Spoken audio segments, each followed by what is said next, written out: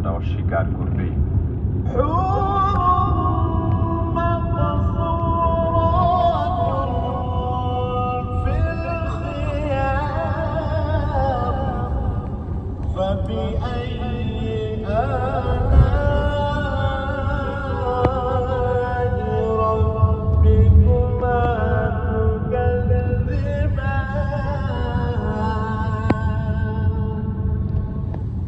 তাবুতে অবস্থানরত হুরগণ, তোমাদের রবের কোন কোন দান তোমরা অস্বীকার করবে?